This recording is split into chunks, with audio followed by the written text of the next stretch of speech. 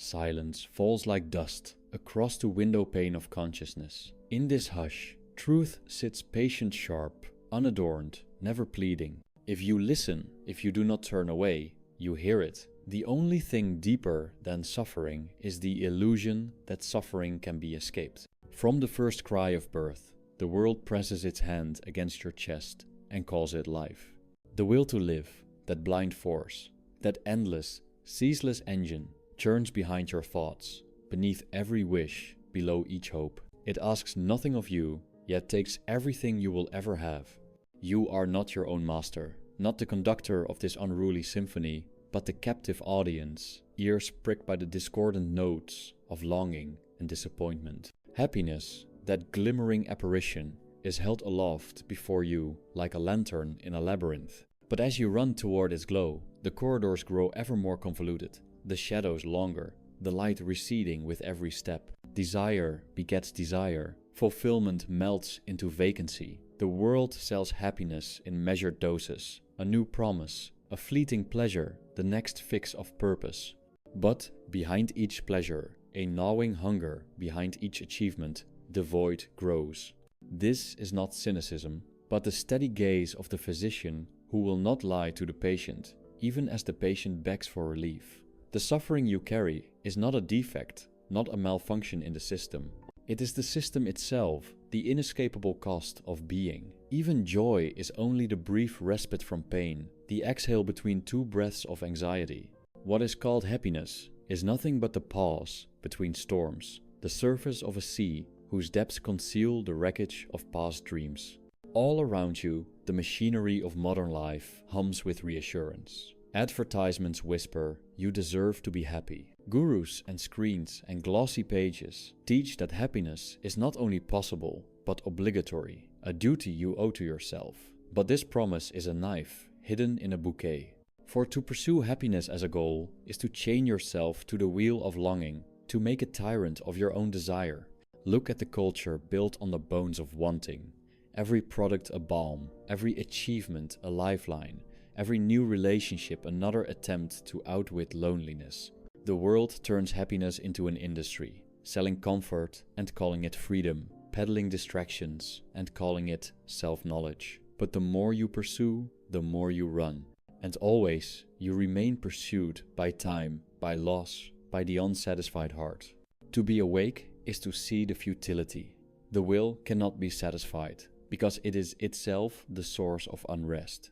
Even when you attain what you desire, it loses its flavor, its meaning, its very capacity to sustain. The object of longing transforms, and the old ache returns in a new disguise. The festival ends, the music fades, and you find yourself alone with the echo of your own wanting. There is a relief in seeing this, not the relief of hope, but the cool relief of honesty. Suffering is not a personal failing, but the structure of existence itself.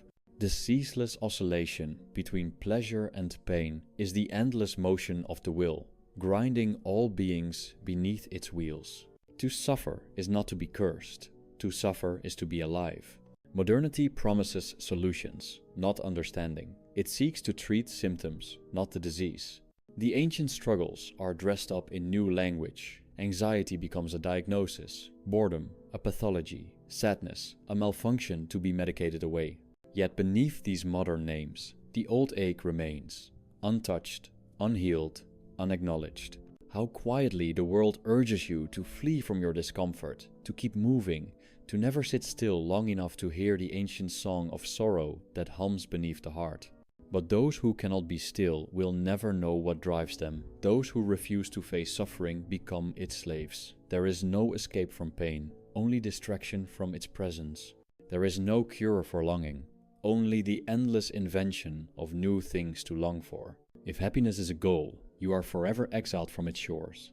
The pursuit itself ensures your distance. In this endless chase, the will keeps you on a leash, promising paradise and delivering only the repetition of craving and collapse. Even in the brief moments when you believe yourself happy, a shadow grows behind your joy, the knowledge that it will not last, that it is already slipping away, that loss waits patiently for all things bright.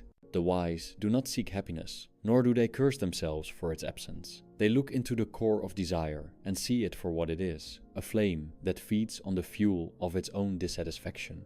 To be human is to want, to reach, to grasp, and to let slip. No object, no accomplishment, no love can finally fill the cup of thirst. The will is a well without bottom. Yet, in this vision, a strange peace arises. Not the peace of victory, but the peace of resignation. When the chase ceases, when one abandons the hope that life owes them happiness, a new clarity settles in the soul, a clarity cold and clean as midnight air. The meaning of existence is not to be found in perpetual joy, but in the lucid acceptance of what is, suffering, impermanence, the insatiable hunger of the will. How many lives are spent in the desperate attempt to become someone other than who one is, to transform pain into pleasure, to deny the inevitability of loss. And yet, every evasion increases the suffering it tries to elude. When happiness is made a duty, sadness becomes a crime. The mind turns against itself, ashamed of its own darkness, guilty for its own discontent. This is the cruelest trick of all, to suffer, and then to suffer shame for suffering. To refuse the game is not despair, but lucidity. The world does not owe you happiness. Life cannot be made to yield lasting contentment. To see this is not to sink into misery, but to step out of the fever dream. The air grows thin at this altitude, but it is honest air, stripped of illusion, cold and clear. There is no secret to happiness, no hidden technique, no path that guarantees more than a temporary balm for the ache at the center. Every philosophy that promises otherwise is a merchant of dreams, trading in the currency of denial. The only real freedom is to look directly at the suffering that cannot be cured and let it be. Every attempt to escape pain deepens it. Every hope for lasting joy plants the seed of future disappointment. The will, once aroused, cannot be satisfied. It only grows more cunning in its demands, more subtle in its forms. You learn to call your distractions purpose, your amusements, growth, your addictions, self-care. But beneath these masks, the old emptiness gnaws. It is not wrong to want happiness. It is simply impossible to have it in any lasting way. The self is a field of tensions, a knot of contradictions, a swirl of hopes and regrets. The world, indifferent and passing, offers only brief shelter from the storm. Love is sweet, but always shadowed by the possibility of loss. Achievement brings pride, but pride sours into fear, and fear ripens into disappointment. The cycle turns, the wheel spins. Every culture invents its own myths to distract from this truth. Some promise heaven after death, some preach prosperity in this life, some invent elaborate rituals to stave off the terror of meaninglessness. But always, the promise is a postponement, a lullaby for restless minds, a story told to silence the dark. Yet the dark remains, patient and undefeated. To sit with this darkness, to let it be, this is the beginning of wisdom. Not to overcome suffering, but to understand it. Not to transcend desire, but to witness it without flinching. To let go of the hope that things will ever be different is to allow the present moment, in all its sorrow and imperfection, to be enough. This is not happiness, but it is freedom from the tyranny of happiness. Life is not a problem to be solved, but a tension to be endured. The mind, forever seeking resolution, invents endless projects to distract from the raw fact of being. But all projects end, all achievements fade, all pleasures sour. The will cannot be tamed, only seen for what it is, a fire that consumes without ever being satisfied. To live is to be wounded. To be conscious is to ache. The body ages, beauty fades, loved ones vanish into memory, and the world turns on, indifferent. The illusion is not suffering, the illusion is that there is somewhere to escape from it. Every escape route is another loop in the labyrinth, another corridor that leads only to yourself, older and wearier than before. Modern life accelerates the cycle, promising ever quicker relief, instant connection, endless entertainment, the ability to erase boredom at a swipe. But the speed of the machine only heightens the emptiness. The faster you move, the less you see. The more you consume, the hungrier you become. It is the very pursuit of satisfaction that keeps you unsatisfied. There is a moment, quiet and overlooked, when you stop running. You let the emptiness expand. You see that beneath all desires is a single, inarticulate yearning to be at peace, to be free from the compulsion to become, to chase, to achieve. But peace cannot be found through the pursuit of peace. It comes only when the pursuit itself is dropped. It comes not as a reward, but as an absence, a silence where longing used to speak. Suffering does not make you special. It makes you human. There is no cure, no exit, no special meaning reserved for those who suffer most. The desire for meaning is itself another mask worn by the will, another evasion, another attempt to impose order on chaos. But chaos is the nature of things, and the self is only a fleeting pattern in the dust. To see clearly is to surrender hope, not in bitterness, but in lucidity. Hope, that gentle narcotic, soothes the ache for a while, but in the end it is only another chain, another promise that will not be kept. The world is what it is, beautiful and brutal, tender and indifferent, a place where suffering and joy dance inextricably, neither one ever final. You are not the author of your story, you are the page on which the story is written. The will writes its lines in you and then turns the page, leaving you to mourn the characters and plots that will not return. To cling is to suffer, to release is not to gain peace, but to lose the need for it. Every philosophy that promises otherwise is a salesman with empty hands. The wisdom of resignation is not the absence of feeling, but the end of compulsion. The desire for happiness is the root of all unhappiness. In ceasing to chase, you cease to be chased. At the edge of the world, where the light fades and silence deepens, a different vision appears. Not the vision of happiness achieved, but of suffering, understood, not transcended, not defeated, but allowed. The heart learns to beat in time with the world's sorrow, not in opposition to it. The soul becomes quiet, not because it is healed, but because it no longer resists its wounds. The river of time washes away all things. What is precious is not lasting. What is lasting is not precious. Love ends, beauty fades, memory dissolves.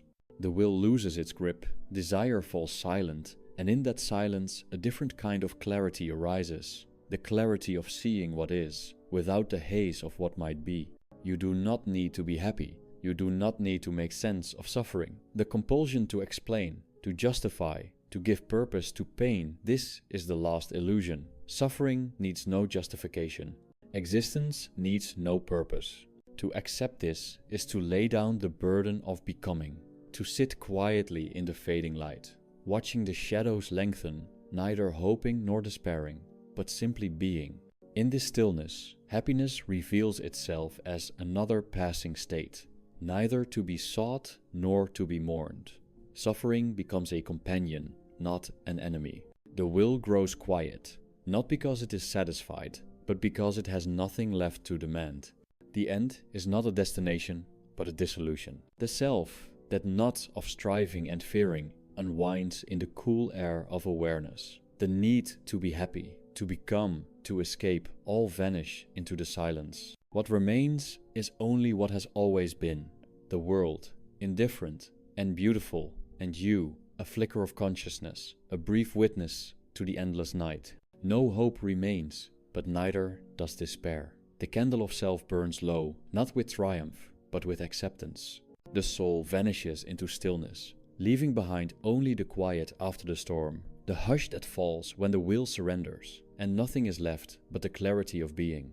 The morning arrives, not as a promise, but as a repetition. Each day is the echo of the last, spun from the same thin thread of longing and dissatisfaction. The world stirs, believing itself renewed. Yet it is only the old fatigue wearing a different face. The sunlight touches your skin, indifferent, as if to remind you that the world turns whether you awaken or not. There is no comfort in this, only the recognition that the wheel grinds on, with or without your consent. Every hope you have ever cherished drags a shadow behind it. The pursuit of happiness is a chase through fog. What you seize dissolves, leaving the cold in your hands. You try to fill the emptiness with sound, with faces, with tasks that promise significance, but the silence inside you remains unbroken. The will moves you, not toward peace, but toward its own perpetuation, an endless unrest that masquerades as progress.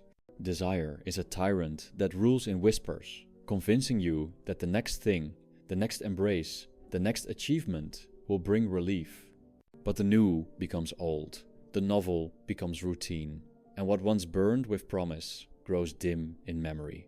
You become the collector of your own disappointments, arranging them in careful rows, hoping one day they will explain themselves. They never do. They are only reminders of how little you can hold. To live is to be haunted by absence. What you have is never enough, and what you lose is never truly gone. Memory sharpens the ache, replaying old joys with the bitterness of hindsight, making the present seem paler by comparison. The self is a house built on sand, forever shifting, forever incomplete. You return again and again to the empty rooms of your longing, searching for something that was never really there. Even love, that most exalted of illusions, is a bargain struck with impermanence. You hold another close, believing for a moment in escape, in unity, in deliverance from the solitude of self. But the beloved is another shadow, another will burning in its own solitude. To love is to suffer together, to share in the knowledge that even closeness cannot undo the separation at the heart of being.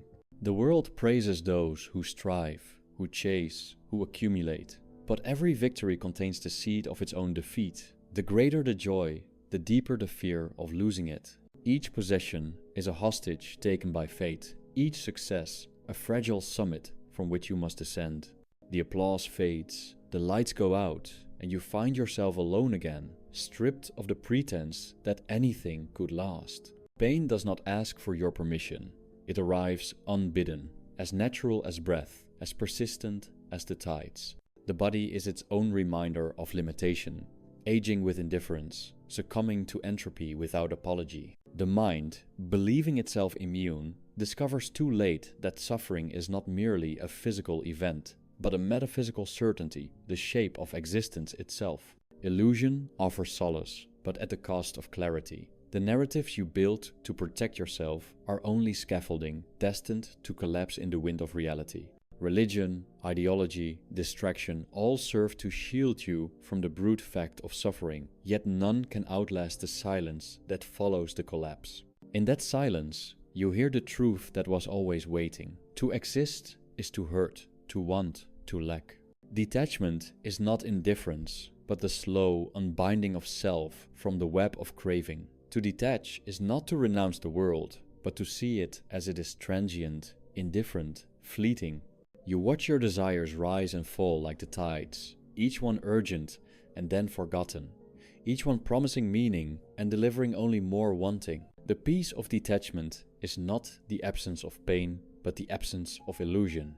You learn, slowly, to let things pass through you. The joy that once intoxicated you becomes a gentle visitor, not a savior. The sorrow that once threatened to drown you becomes an old acquaintance, no longer terrifying in its inevitability. Life continues its indifferent procession, and you walk within it, not as a master, but as a silent witness, no longer demanding what it cannot give. The self, once clung to with desperation, is revealed as a phantom. The stories you tell about who you are, what you need, why you matter, dissolve in the clear light of awareness. You are not the center of anything, not the author, not even the reader, but the page on which desire writes and erases itself. To see this is to lose nothing, for nothing was ever yours to keep. In the quiet, after understanding, a strange freedom appears. Not the freedom of choice, for choice is only the will disguised as autonomy. Not the freedom of triumph, for every triumph is a brief reprieve, but the freedom of no longer needing to be free. The burden of becoming lifts, and what remains is only the world silent, uncaring, and, in its way, complete. Suffering, when stripped of its story, is only sensation, only presence. The mind, left without projects, becomes a pool of stillness, reflecting the world as it is. No need to interpret, to judge, to compare. The ache is simply there, as natural as the air. In this stillness, you find not happiness, but the quiet dignity of seeing clearly, of letting go. The world will go on, with or without your striving. The sun will rise, indifferent to your sorrow. The stars will turn, heedless of your hope. In this vastness, your suffering is both nothing and everything. Nothing to the cosmos, everything to you. To recognize this is not defeat, but awakening. The slow acceptance that you are both insignificant and infinite. A mote of dust haunted by longing, a brief flare of consciousness in endless night. And so the candle burns low, and the room grows quiet. There is no moral to this story, no lesson to carry into the next day. Only the truth that what is enough, even in its sorrow, even in its emptiness, even in its fading light. The will grows silent, the illusion dissolves, and the soul, tired from its striving, sinks into the stillness that was always waiting, patient and unafraid. To exist is to bear witness to the quiet erosion of dreams. The landscape of the soul is barren not because it lacks beauty, but because beauty is always vanishing. The blossoms you cherish are always fading. The faces you love are shadows in the dusk. The heart presses forward, believing itself destined for fulfillment. Yet the horizon recedes with every step, revealing only the unbroken sameness of longing. This is the music of the world, a minor key played by hands that never rest. The search for meaning is the greatest of all illusions. You wander the labyrinth, mistaking each twist for progress, each dead end for revelation. The mind fabricates stories to bridge the chasms of emptiness, weaving the random blows of fate into patterns of purpose. But the truth lingers outside these fictions, waiting in the silence after hope. Meaning is a mask placed upon the indifferent face of reality, a fragile thread spun to keep despair at bay. Even as you suffer, the world moves with mechanical indifference. The wind moves through the trees without regard for your grief. The rain falls equally on the graves and the gardens. In this vast indifference, you are a solitary witness, your pain uniquely yours, yet universal in its shape. All creatures run from suffering, yet none can escape it. The great tragedy is not that we suffer, but that we suffer in vain, without reason, without reward, without consolation. All pleasure is brief, and always paid for with regret.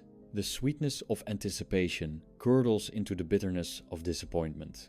Each pleasure, no matter how keen, is followed by emptiness more profound for the intensity of what preceded it.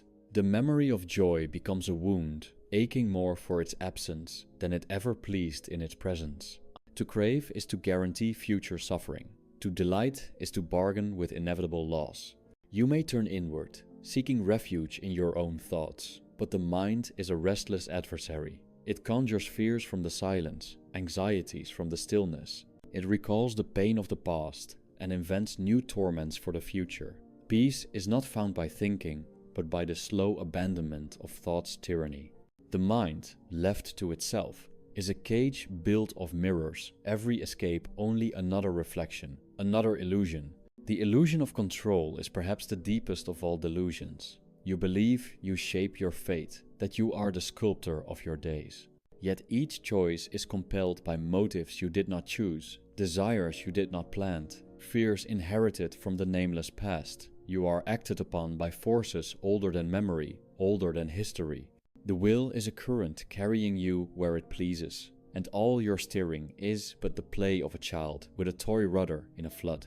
There is an ache beneath every form of striving. Success brings only the terror of loss. Failure, the confirmation of futility. Ambition is hunger that feeds on itself, never satisfied, always inventing new appetites. Even those who appear to possess everything tremble at the prospect of losing it, and those with nothing know too well the taste of absence. The world is a theater in which every part ends in silence. Every actor exits alone. Detachment is the only wisdom left to the weary soul. Not the detachment of bitterness, which is still chained to what it despises, but the detachment of quiet seeing, the witness who knows the play but no longer mistakes it for reality. You watch your thoughts rise and fall, your desires flare and fade, your fears arrive and dissolve. Nothing is held, nothing is chased, nothing is denied. The will subsides into a slow, patient watching. In this state, the boundaries between self and world grow thin. The separateness that once seemed absolute reveals itself as a veil trembling in the faintest breeze. You see your sorrow echoed in the suffering of others, your longing mirrored in every trembling leaf. The illusion of being an isolated soul dissolves into a greater, more impersonal solitude. The solitude of existence itself, unaccompanied by promise, untouched by consolation. The world becomes a tapestry of passing forms, each one beautiful in its evanescence, each one doomed to disappear. The sunset holds no promise of tomorrow. The laughter of children is already fading into silence. You no longer grasp at these things, nor do you turn away. You let them pass through you, leaving only the faintest trace, the gentlest ache, a reminder that to exist is to lose, to witness is to mourn. In the hush of resignation, suffering loses its sting. It becomes a companion, quiet and familiar, no longer an enemy to be fought, but a presence to be endured. You no longer seek to outwit pain, nor do you plead for joy. You sit in the half-light, watching the shadows lengthen, knowing there is nothing to be gained, nothing to be rescued, nothing to be won. This is not despair, for despair still clings to the hope of escape. This is not acceptance, for acceptance suggests something offered, something received. It is merely being in its barest, truest form. The cold air on the skin, the slow beating of the heart, the gentle rise and fall of breath in the dark. At last, the self grows quiet, no longer inventing schemes or bargaining with fate. The need to be special, to be remembered, to be vindicated, vanishes. You are a ripple in the current, a fading note in a song no one will remember. The peace that comes is not the peace of fulfillment, but the peace of extinction, not annihilation, but the vanishing of striving, the disappearance of the fever to become. In this silence, the world reveals itself as it is, unsentimental, transient, strangely luminous in its impermanence. Suffering remains, but it is no longer a puzzle, no longer a curse, no longer the defining note. It is simply part of the music, inseparable from the beauty, indistinguishable from the rest. There is nothing left to lose, and so there is nothing left to fear. The will, at last, falls silent. The endless repetition of longing ceases. The illusions, one by one, dissolve like mist in the dawn. The soul, emptied of demand, is filled only with the quiet of being, the cold light of truth. The world, undisturbed, continues, and you, at last, are simply here, watching, waiting, vanishing, as all things must. Night falls, not as a curtain, but as a soft erasure. The outlines blur, the colors recede. What was vivid becomes shadow, what was certain grows quiet.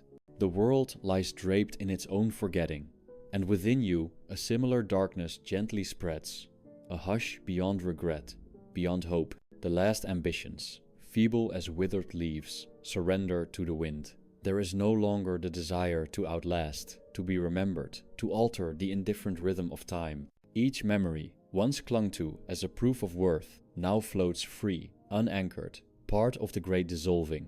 The self, so tirelessly assembled, so anxiously defended, slips into translucence, a breath in cold air, a ripple in a vast and wordless sea. What remains is not peace, for peace is a prize among restless souls, but a subtle thinning of resistance. Pain persists, neither welcomed nor banished. Joy passes, unceased. The ache of being is as steady as the slow pulse of the earth, no longer needing explanation, no longer seeking meaning. The heart, once frantic for deliverance, grows still, finding its rhythm in the futility it can finally name.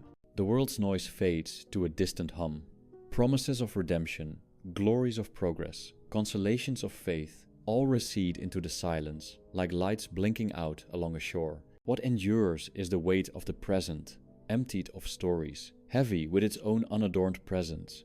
Each breath a letting go, each thought a passing cloud, each longing dispersing into the indifferent air. The pain of detachment is not sharp, but slow, a dissolution that is gentle only because it is complete. To lose everything is not tragedy, but the final undoing of the will's demand. The soul, stripped of narrative, floats unresisting, neither clinging to what must vanish, nor fleeing from what must remain.